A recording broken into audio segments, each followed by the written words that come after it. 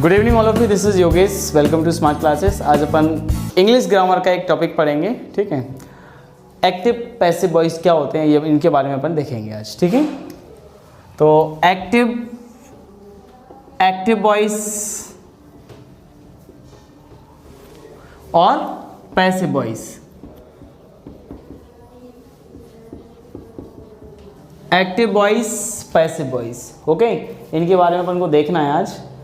Active voice क्या होते हैं, देखो एक्चुअली क्या होता है, एक्टिव वॉइस में अपन क्या करते हैं, जो सब्जेक्ट होता है उस पर ज़्यादा फोकस करते हैं अपन। किस पे फोकस करते हैं? सब्जेक्ट पे। जबकि पैसिव वॉइस में किस पे फोकस होता है? ऑब्जेक्ट पे।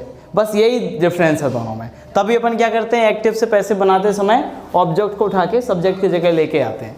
मतलब प्रायोरिटी किसकी ज़्यादा है? इसमें प्रायोरिटी सब्जेक्ट की ज़्यादा है, इसमें प्रायोरिटी ऑब्जेक्ट की ज़्यादा है। बस लेकिन कहने का जो सेंस जो है, बात जो काम जो हो रहा है उसका वो सेंस चेंज नहीं होना चाहिए, ठीक है। अब टेंस अपन जानते हैं, टेंस जिसने टेंस नहीं देखी हो वो टेंस की वीडियो देख लो एक बार, टेंस क्लियर हो जाएंगे, ठीक। तो इसमें क्या होता है, जैसे इंडेफिनिट है, क्या है? इंडेफिनिट। इंडेफिनिट टेंस है, इंडेफिनिट। तो इंडेफिनिट भी तीन होते हैं, कौन कौन से? Present indefinite. कैसे पहचानेंगे? या तो फर्स्ट फॉर्म होगा या फर्स्ट फॉर्म में एस या ई एस होगा, यानी या तो डू होगा या डज होगा। ये क्या है, अपने प्रेजेंट इंडेफिनिट की पहचान है। तो इंडेफिनिट किस में बदलेगा? इंडेफिनिट बदलेगा कॉन्टिन्यूअस में। किस में बदलेगा? कॉन्टिन्यूअस में। इंडेफिनिट बदलेगा कॉन्टिन्यूअस में, यानी प्रेजेंट इंडेफिनिट। और कौन सा होता है इंडेफिनिट?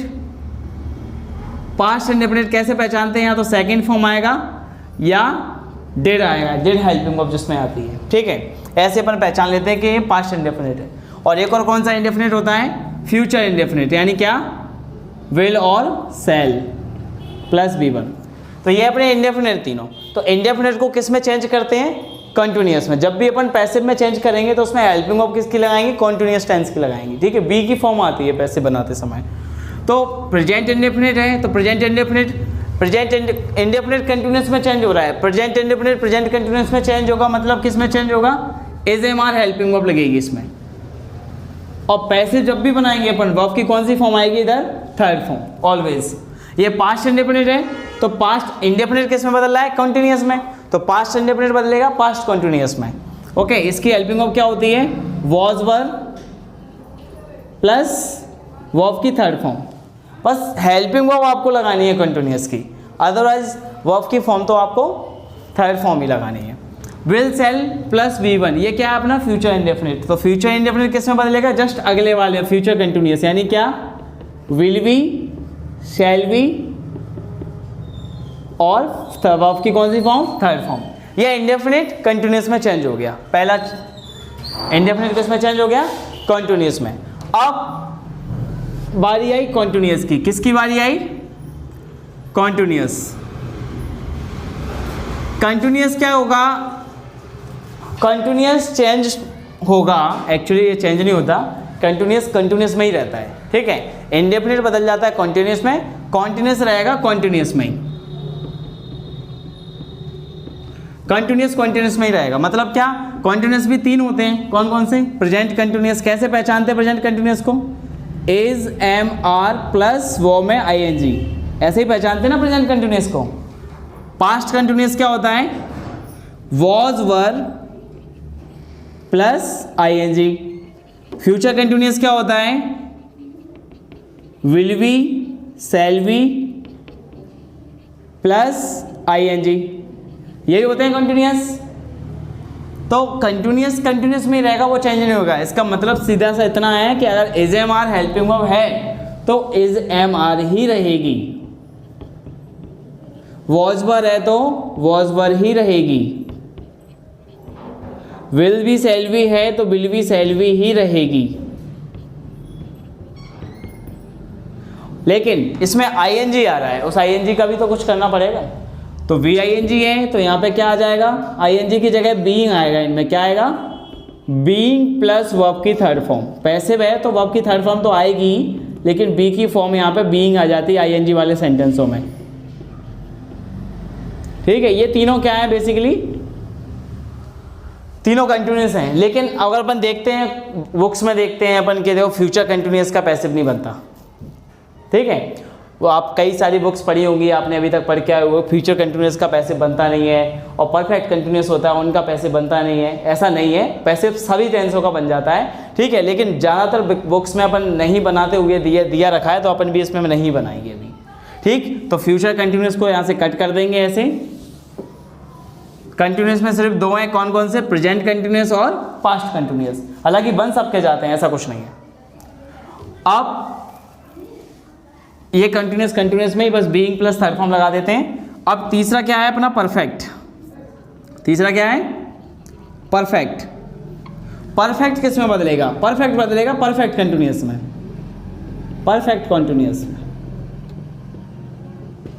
परफेक्ट बदलता है परफेक्ट कंटिन्यूस में। यानी परफेक्ट तीन होते हैं, कौन कौन से?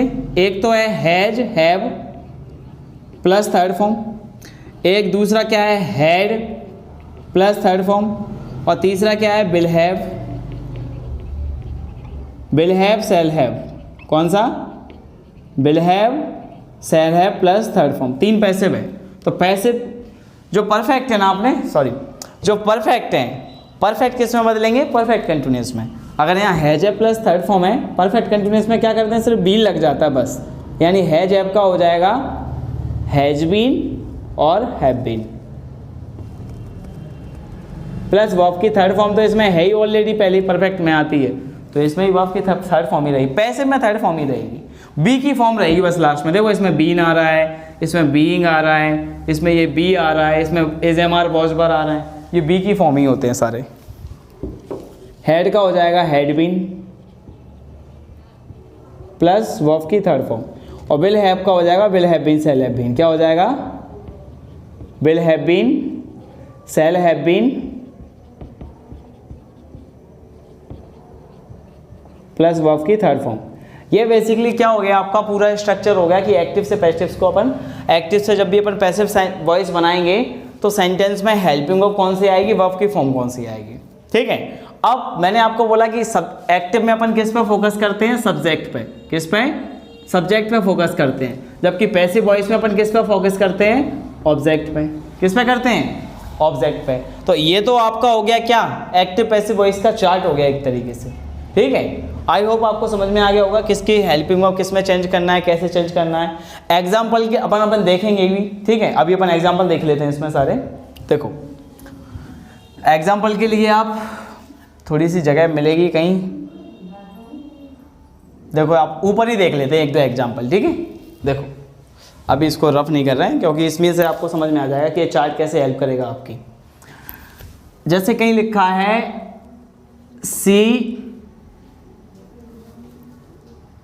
she has eaten food, she has eaten food। अब आप बताओ इसमें ये एक्टिव है क्या पैसिव? तो सिंपल सी चीज़ है, आपको तो हेल्पिंग वर्ब और टेंस के अकॉर्डिंग हेल्पिंग वर्ब है तो एक्टिव है, अदरवाइज पैसिव है। अब यहाँ पे देखो हैज के साथ थर्ड फॉर्म आ रहा है, यहाँ बी की फॉर्म तो आ नहीं रही, बी की फॉर्म के साथ थर्ड फॉर्म आना चाहिए, ठीक है। तो हैज के साथ थर्ड फॉर्म यानी परफेक्ट टेंस है, प्रेजेंट परफेक्ट।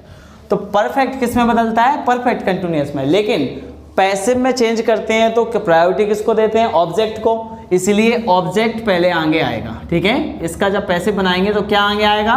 ऑब्जेक्ट आगे आ जाएगा, यानी फूड इधर आ जाएगा, इधर। तो फूड आगे आ गया कि नहीं आ गया? फूड। अब हेल्पिंग वर्ब परफेक्ट का किस में बदलता है? हैज हैव किस में बदलते हैं? हैज बीन हैव बीन में। अब फूड भी तो सिंगुलर ही में अकाउंट करते हैं पर अनकाउंटेबल नाउन को, तो फूड हैज बीन क्या हो जाएगा? फूड हैज बीन वर्ब की थर्ड फॉर्म है तो वर्ब की थर्ड फॉर्म ही रहेगा ईटन, और जो सब्जेक्ट जो है ये ऑब्जेक्ट बनेगा, ऑब्जेक्ट की जगह जाएगा, लेकिन बाय लगाते हैं, बाय हर, ठीक है। इस तरीके से अपन सेंटेंस एक्टिव का पैसिव बना लेते हैं, कोई भी हो। जैसे एक कंटिन्यूअस का देख लेते हैं यहाँ पे, ठीक है। एक कंटिन्यूअस का देख लेते हैं, जैसे लिखा है यहाँ पे he is what? He is playing cricket, he is playing cricket, he is playing cricket, okay. अब क्या करना है इसमें? ऑब्जेक्ट को प्रायोरिटी देनी है अपन को, ऑब्जेक्ट को हाईलाइट करना है, तो क्रिकेट आगे आ जाएगा। क्या आ जाएगा? CRICKET, ये क्रिकेट हो गया अपना। अब एज प्लस आईएनजी, पहले तो टेंस को पहचानो। एज प्लस आईएनजी इसका मतलब ये कौन सा टेंस है? Present continuous. और कंटिन्यूअस किस में रहेगा? कंटिन्यूअस में रहेगा, एज एम आर में रहेगा। अब क्रिकेट सिंगुलर एक ही गेम की बात हो रही है तो यहाँ पे भी एज आ जाएगा, क्रिकेट इज। लेकिन जिस सेंटेंसों में वर्ब में आईएनजी होता है, जिसमें वर्ब में आईएनजी होता है, उसका पैसे बनाने के लिए पहले अपन बीइंग लगाते हैं। क्या लगाते हैं? बीइंग। और प्लेइंग की जगह हो जाएगा प्लेड। वर्ब की थर्ड फॉर्म आती है बीइंग प्लस थर्ड फॉर्म। देखो एज एम आर का is am are, being plus third form. अब क्या करना है अपन को? सब्जेक्ट उठा के ऑब्जेक्ट की जगह जाएगा तो बाय, ही का ऑब्जेक्ट क्या हो जाएगा? हिम। तो ऐसे अपन इस तरीके से अपन एक्टिव का पैसिव बना लेते हैं इजीली। ठीक है, आई होप आपको समझ में आ गया होगा। Then thank you for watching.